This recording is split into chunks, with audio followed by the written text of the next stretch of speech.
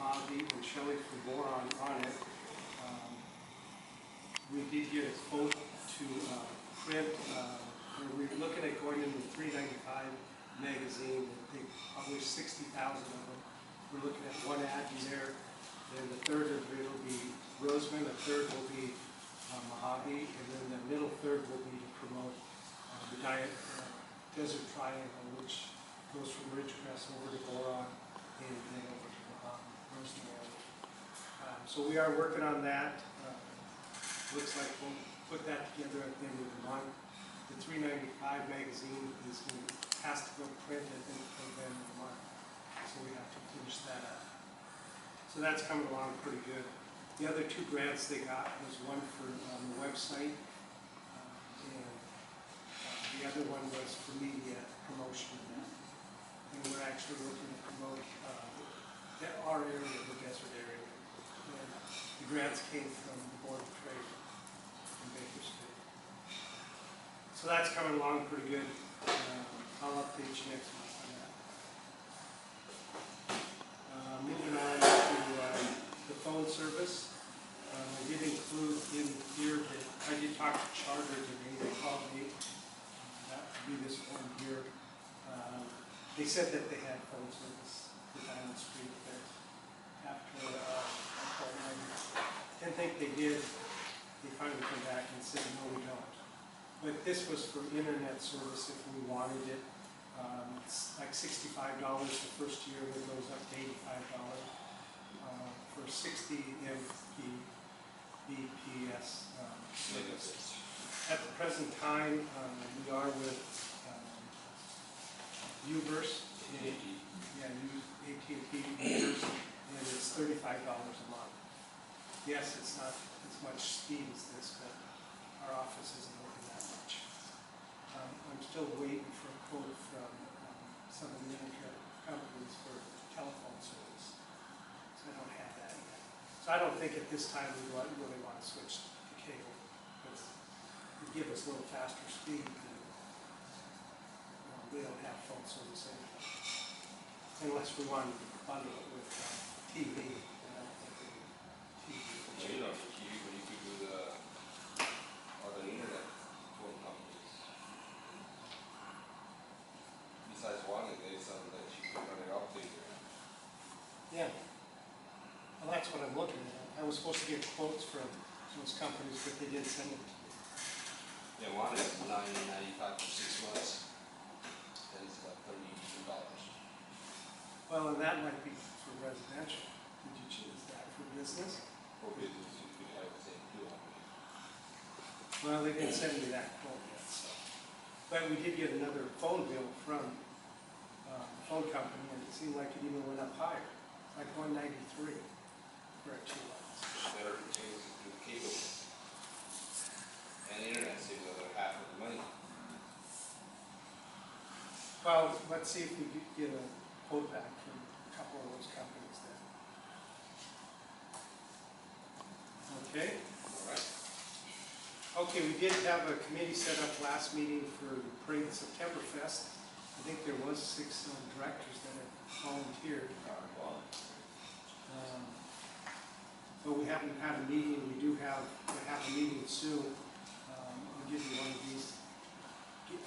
Gloria put this together for us, what, 10 years ago or so? I think I gave Jack one of these. Yeah. Albert, did you want to be on that committee? Yeah. I know you volunteered for Yeah, I that. volunteered for that one. Okay, well, I got a package that's Gloria put together on all the stuff we should do for the Parade of September Fest. So Okay. you can see it. Okay.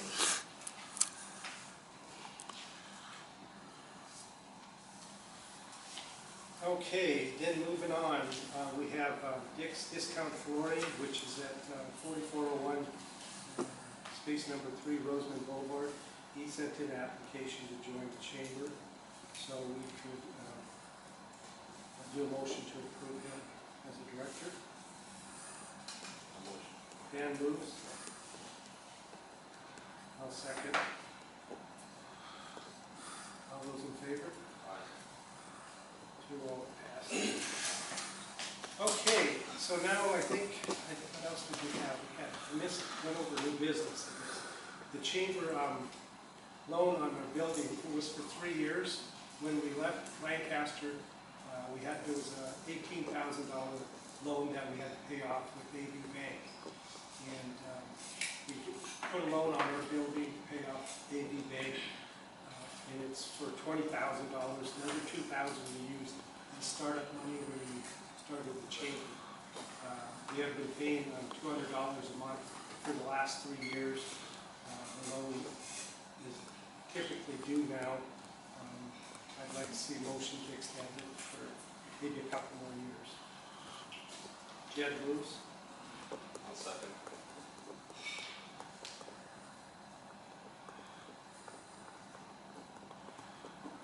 Any questions? This is the only amount of money that we own the building. The property next door to us is free and clear, thanks to the solar and wind people.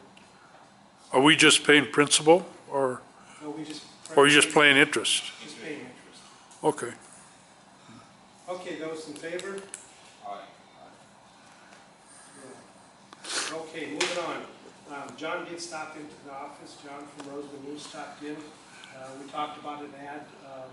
This is for the seniors supporting the class of 2016, I guess. And I did talk to Gail a little bit this afternoon about it. We're thinking about doing the ad for 257. Motion, and lease.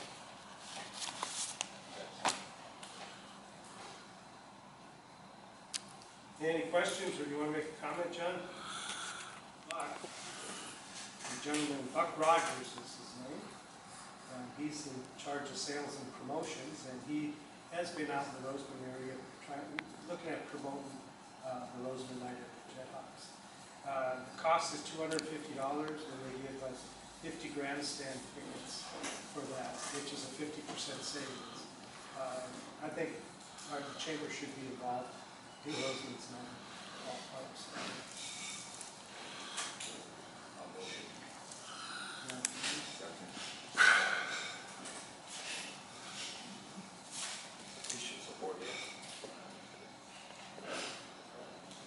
Any questions from anybody?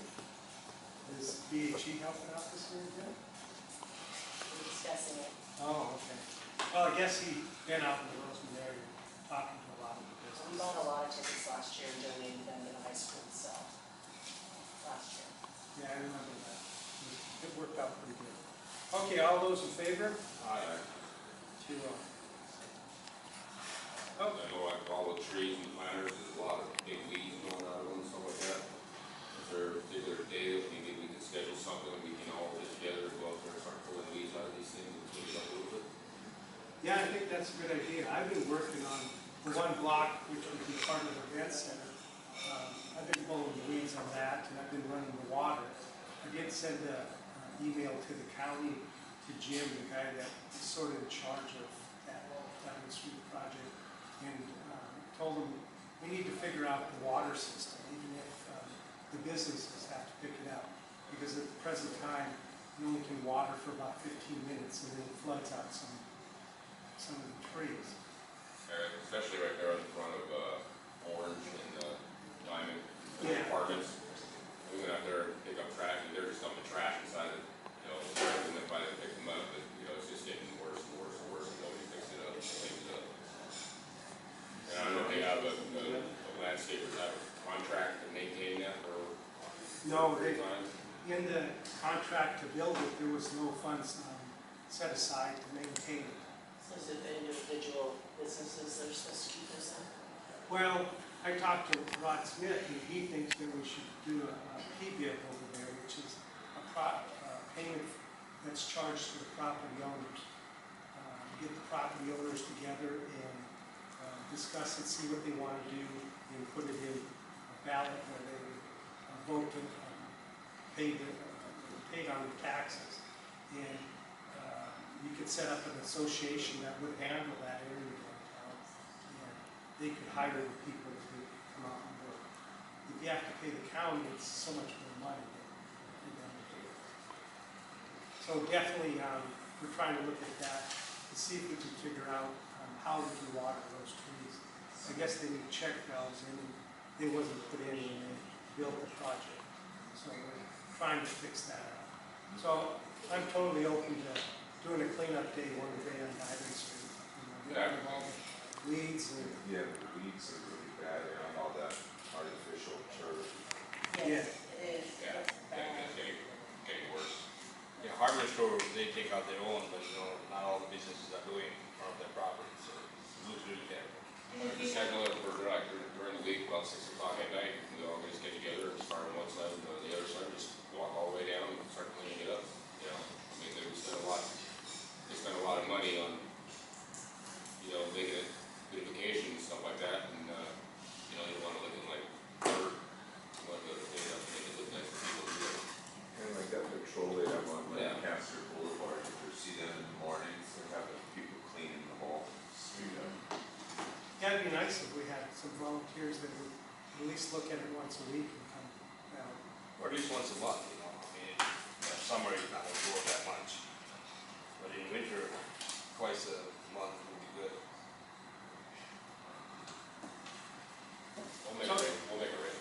Yeah, so I did talk to Eric about the check valves and that, and we're trying to get the schematic of that so we can see, you know, if there's an easy way to fix that problem. It's really a real problem that they didn't address when they built that. So we're gonna try to work on that. And then the other problem is the marijuana dispensaries. And there was another guy that came into the chamber today, he was looking to buy the land down in the corner and put in another dispensary. So, you know, it seems to be getting worse instead of better. Yeah, some may be done up with this stuff. John? A week ago Tuesday, Lorelei Oviatt, the Director of Kern County Planning and Community Development, made a recommendation to the supervisors that they put a moratorium in Kern County on new marijuana dispensaries and moving a marijuana dispensary. And the supervisors voted unanimously to accept her recommendation. So that means there cannot be in Kern County any new marijuana dispensaries at this moment.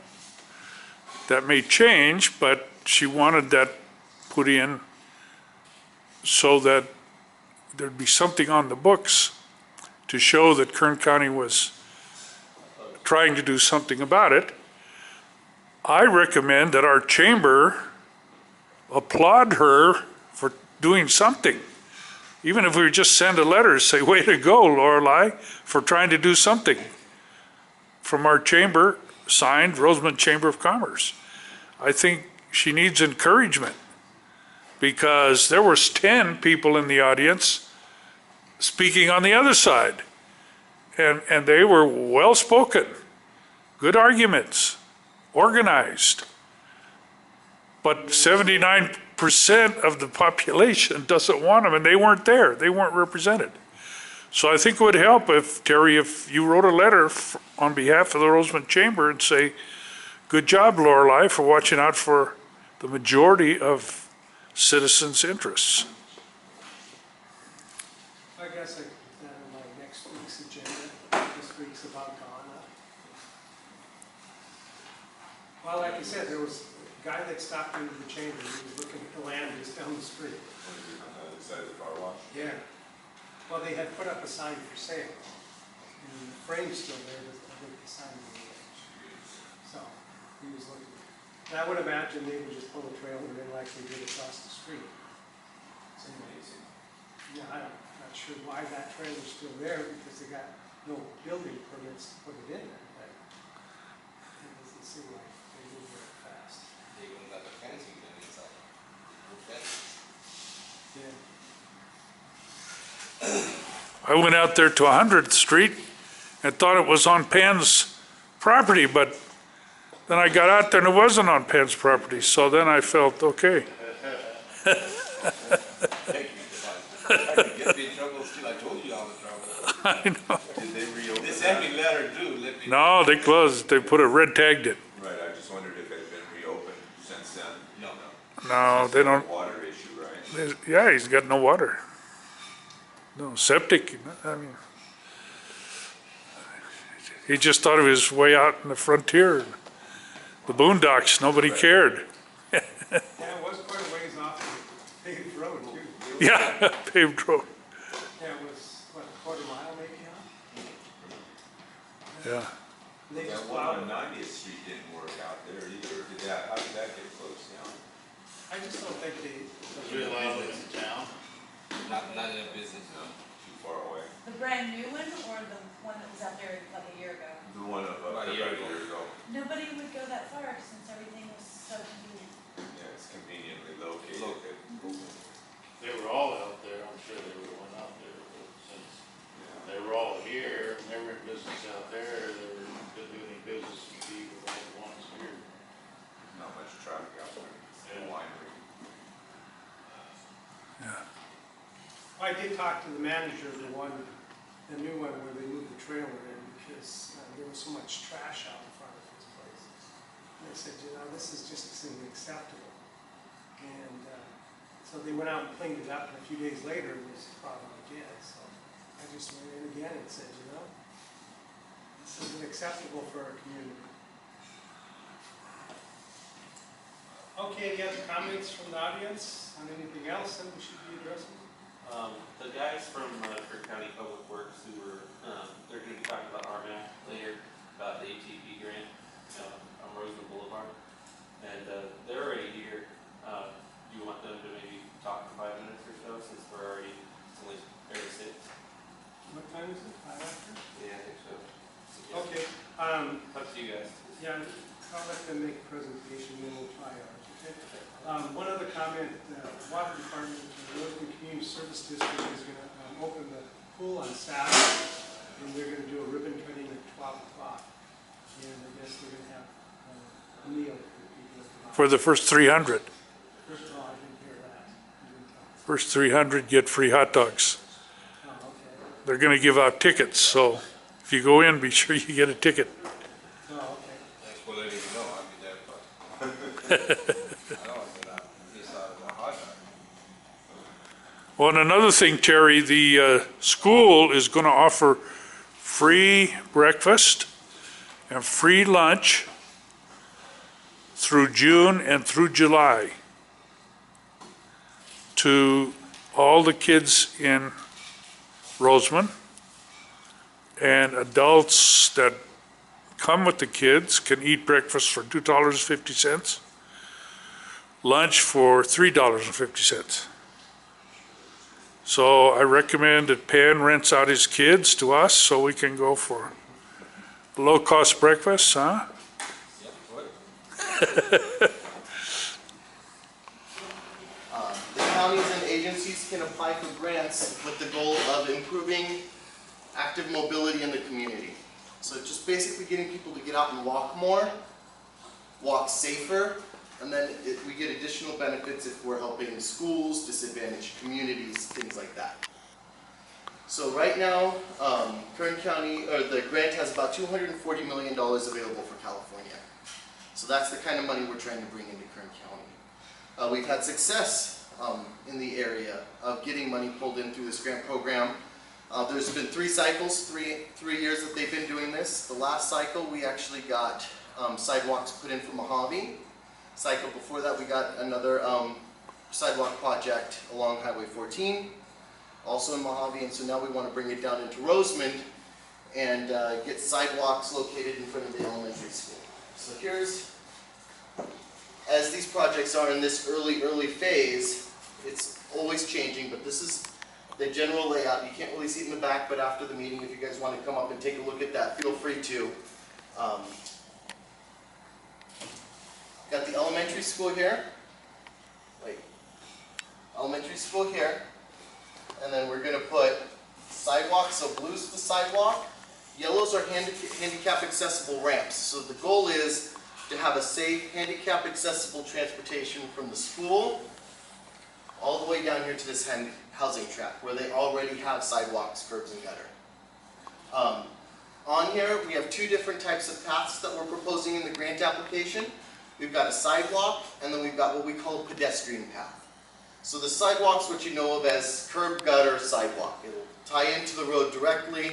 You have your sidewalk, which collects the stormwater and all of that. And then you have your pedestrian paths, which is set off of the road, and it's going to look a lot like a bike path. So it's set back, it's for people to walk in both directions. You could ride your bike, and it'll carry pedestrians over here, and then I believe there's a railroad crossing, yes. Part of the project we're hoping to do is, they had constructed a sidewalk that goes around here.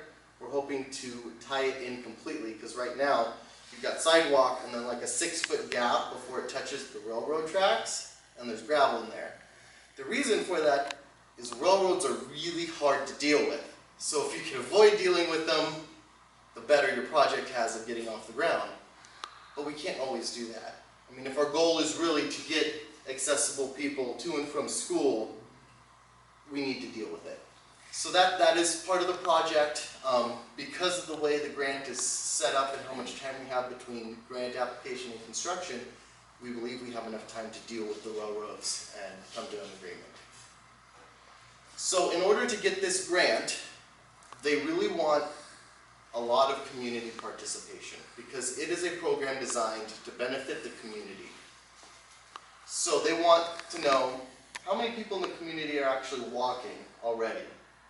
And then on top of that, if we build this project, how many people will start walking? Because again, the goal of the ATP program is to get people out of their homes, get them walking. When you get community walking down the streets, you improve crime, you improve your businesses downtown, because like you guys had mentioned as I was walking, you guys had your Diamond Street improvements. So the more people you get out in the neighborhood, the harder it is for criminals to get away with things, and the more active people are in their local businesses. You're walking by a business, something catches your eye, window shopping, that kind of thing. Especially when you get, places like Diamond Street. So what we need from the community in order to get this off the ground is we need the support. So businesses, if you think this is a good idea for your community, you could write a letter of support. The chamber, if they decide to support the project, they can write a letter of support. We've gotten, we're working on getting the letters from the school district and the principals from the individual schools. We sent home surveys to all of the students at Rosamond Elementary, asking them, hey, do you guys walk to school? If you don't, why don't you? And will this sidewalk actually solve the problems that are stopping you from walking home from school, walking to or from school? And so, if so, will you walk after we build it? Because again, there's no point in putting in a sidewalk that nobody's going to use. And so that's what we want to make sure, and we're early enough in the grant application, in the process, to we haven't committed anything to it yet. So if this is something that's going to benefit the community, we need the community to tell us. So in your support, those are the things that we want to touch on. Any kind of information you guys have about the community historically, to get people out of their homes, health statistics, statistics on accidents, or even stories of you guys walking down the street and almost getting hit by cars. Things like that, and then talk about, if we build this, we're more likely to go out and walk down the street. I have information sheets that if you guys are interested in writing a letter of support, they kind of pinpoint the exact topics that we need the letter of support to include. And then we have the address for the Public Works Department for you guys to mail or email them into. Unfortunately, the application only allows us to include 10 letters of support. So if the chamber does decide to support the project, it would be best if the chamber members included their letter of support in the chamber letter. So one letter of support from the chamber with 10 letters of support from businesses only counts as one letter of support. But it shows the state that no, Rosamond wants the project. And even though we only have 10 letters of support, we really have 15 businesses in the chamber that support this project. So that's the kind of thing we're looking at. Does anybody have any questions? I got a question. In Mojave, has it been there long enough? Have you seen more people walking? Did they use It hasn't it? been constructed yet. This year we go out for construction. Okay.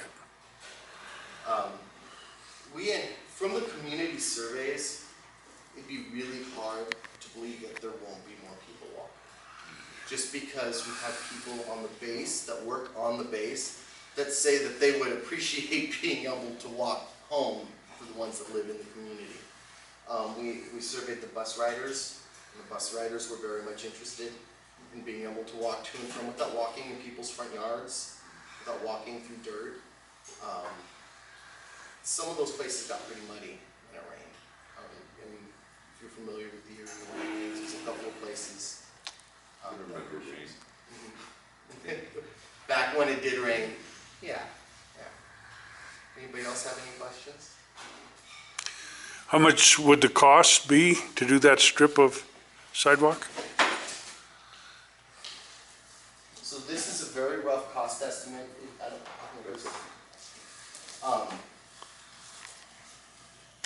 Because for an application, we're applying for what we think is the most it will cost to build this project. Okay. So right now, the cost estimate is a little under $1 million. And so we're gonna do 1 mile of pedestrian path. A portion of that is gonna be sidewalks. And we don't have a lot of specific numbers because we were putting this together yesterday in the sense of I had engineers go out and make sure that some of the things were constructible. The things we look at when we're putting this together is, are these safe places to put pedestrians?